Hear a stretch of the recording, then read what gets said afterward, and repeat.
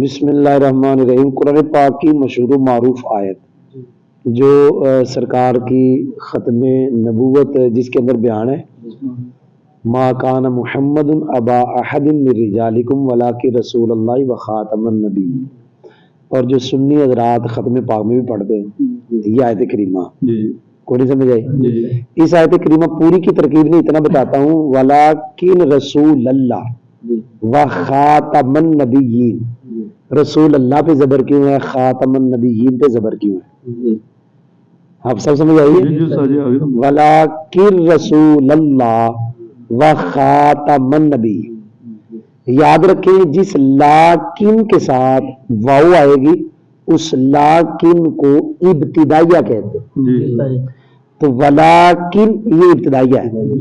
اب لاکن ابتدائیہ جب ہو گیا تو اس کے بعد کیا آئے گا؟ جملہ۔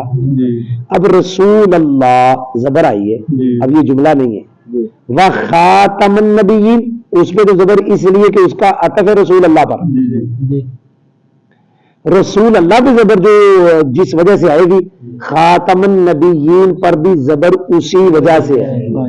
میں پھر کہہ رہا ہوں، جس لاکن کے ساتھ واو آئی وہ لاکن ابتدائیہ، لاکن ابتدائیہ کے بعد جملہ آئے گا۔ ولیکن میں لاکن ابتدائیہ بن گیا، رسول اللہ جملہ نہیں ہے، زبر آئی ہے۔ وخاتم النبیین کا عطف ہے رسول اللہ پہ، تو جو وجہ زبر کی، جو نسب کی، فتح کی وجہ رسول اللہ میں ہے وہی وجہ خاتم النبیین میں ہے۔